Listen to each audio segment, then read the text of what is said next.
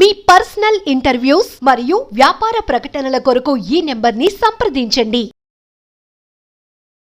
నమస్తే, welcome to మనం TV. నేను మీ ప్రియాంకారావు. బ్రెయిన్ డెడ్ చాలా సందర్భాల్లో మనం ఈ పేరు వింటూనే ఉంటాం. సో బ్రెయిన్ డెడ్ కి కోమాకి మధ్య డిఫరెన్స్ ఏంటి? ఏ సిచ్యువేషన్ లో బ్రెయిన్ డెడ్ అవుతుంది? బ్రెయిన్ డెడ్ అనే వర్డ్ యూజ్ చేస్తాం.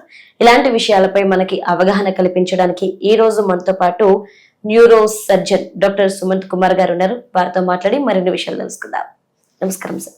నమస్తే అండి. సార్, రెగ్యులర్ గా చూస్తే ఈ మధ్యన బ్రెయిన్ డెడ్ అనే వర్డ్ యూజ్ చేస్తున్నాం. అసలు బ్రెయిన్ డెడ్ అనే పదం ఏ సందర్భంలో వాడతారు?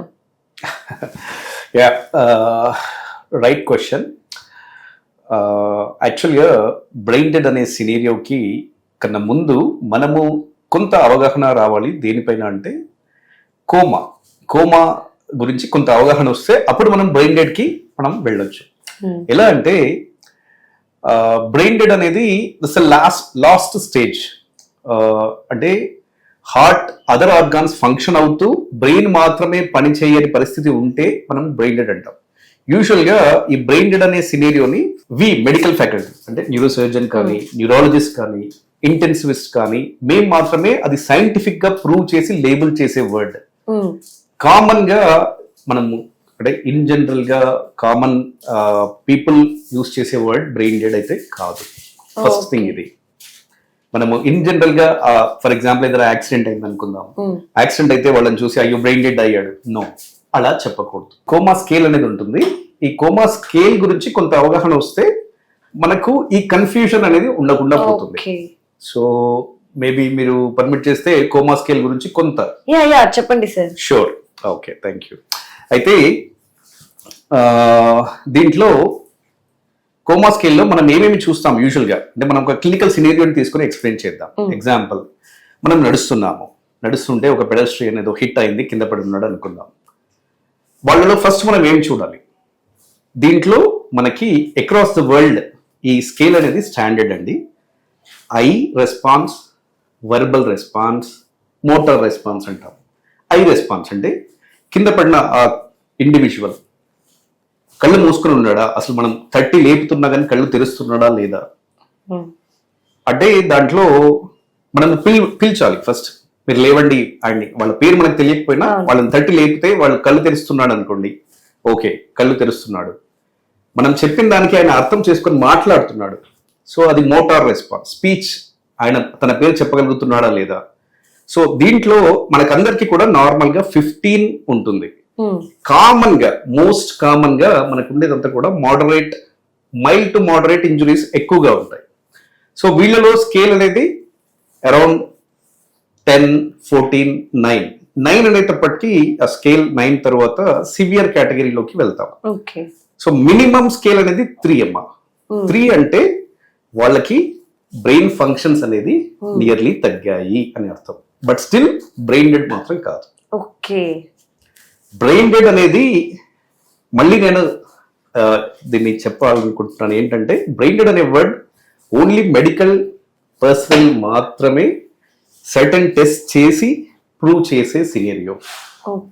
సో కామన్ గా మనకేంటి, పేషెంట్ కోమాలో ఉండొచ్చు, డీప్ కోమాలో ఉండొచ్చు, but he may not be in brain dead state. Okay sir, అంటే బ్రెయిన్ డెడ్ అయిన తర్వాత వాళ్ళు ఎక్కువ రోజులు బతకరు, సో ఈ విధంగా చెప్తారు. సో వెంటిలేటర్ మీద పెడతారు అని చెప్పేసి. సో కోమా పేషెంట్ ని కూడా కొన్ని సిచ్యువేషన్స్ లో వెంటిలేటర్ పై కూడా పెట్టడం అనేది మనం చూస్తూ వస్తాము. సో ఎట్లా కోమాలో ఉన్న వ్యక్తి ఎప్పటికైనా తిరిగి రావచ్చు, బట్ బ్రెయిన్ డెడ్ అయిన వ్యక్తి ఎప్పటికీ కోలుకోలేడు. ఈ మధ్య కన్ఫ్యూజన్ కి చిన్న క్లారిటీ ఇవ్వండి. ఓకే, సో ఇప్పుడు నేను చెప్పినట్టుగా కోమా స్కేల్ 3 ఉందనుకోండి. 3 తర్వాత మనం సర్టెన్ టెస్ట్ చేసి బ్రెయిన్ డెడ్ అని డిక్లేర్ చేసిన తర్వాత, బ్రెయిన్ డెడ్ అని డిక్లేర్ చేస్తే దాంట్లో బేసిక్ రిఫ్లెక్సెస్, బేసిక్ ఫంక్షన్స్ అంటే మనకి బ్రీత్ ఎఫర్ట్ అనేది ఉంటుంది. ఆ బ్రీత్ ఎఫర్ట్ కూడా లేని సిచ్యువేషన్ లో వెంటిలేటర్ లో కూడా డిఫరెంట్ స్టేజెస్ ఉంటాయి. అంటే completely dependent.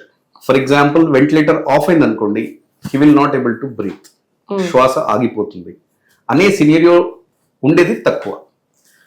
Minimal support, ventilator తో కొద్దిగా సపోర్ట్ తీసుకొని ఉండే వాళ్ళు ఎక్కువ ఉంటారు. సో పేషెంట్ వెంటిలేటర్ పైన అంత మాత్రాన బ్రెయిన్ డెడ్ సిచ్యువేషన్ కాదు. సో అలాంటి వాళ్ళు కోమాలో ఉన్నప్పుడు వాళ్ళకి ఏదైతే రిలేటెడ్ ట్రీట్మెంట్ ఉంటుందో ఆ రిలేటెడ్ ట్రీట్మెంట్ చేస్తే పేషెంట్ రికవరీ అవుతాడు. ఓకే. బట్ బ్రెయిన్ డెడ్ అని సైంటిఫిక్ గా మనం ఎప్పుడైతే డిక్లేర్ చేస్తామో అంటే దానికి సర్టెన్ టెస్ట్, యాప్నియా టెస్ట్ అని అలా సర్టెన్ అవన్నీ చేసి మనము బ్రెయిన్ డెడ్ అని డిక్లేర్ చేసిన తర్వాత రికవరీ అనేది ఉండదు.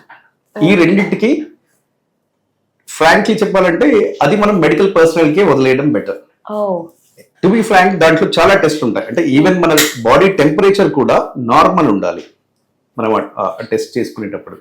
హార్మోనల్ ఉంటాయి, ఈవాల్యుయేషన్ అంతా నార్మల్ గా ఉన్నప్పుడు మాత్రమే మనం బ్రెయిన్ డెడ్ డిక్లేర్ చేయడానికి కుదురుతుంది. ఓకే. సో కోమాలో ఉన్నప్పుడు కూడా సేమ్ మీరు చూస్తూ ఉంటారా?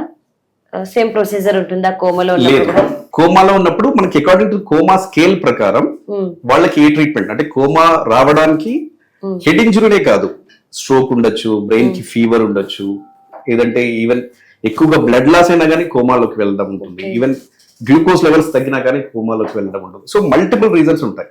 కోమాకి రీజన్ ఏంటి అనేది మనం ఐడెంటిఫై చేయగలిగితే దాన్ని ట్రీట్ చేస్తే కోమాలో నుంచి ఆటోమేటిక్ గా వాళ్ళు బయటకు రావడానికి ఛాన్స్ ఉంటుంది. ఈవెన్ సివియర్ ఇన్ఫెక్షన్ వాళ్ళకు కూడా కోమాలో ఉండొచ్చు, వెంటిలేటర్ పైన ఉండొచ్చు.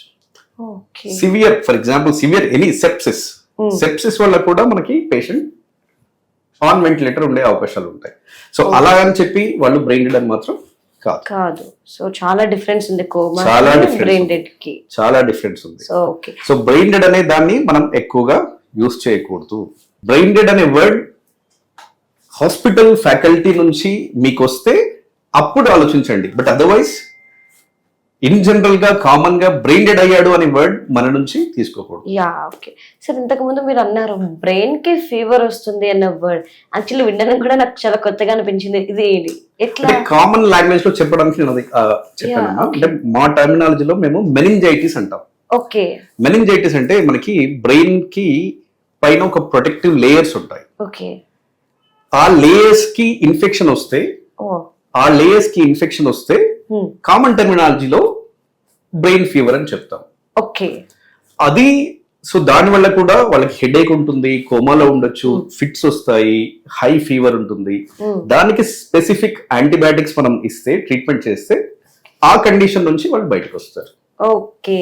సో అంటే బ్రెయిన్ కున్న లేయర్ కూడా ఇన్ఫెక్షన్స్ రావడం అనేది కామన్ అంటారు. కామన్ అని కాదు, జరుగుతాయి. Right. Thank you so much sir. Welcome.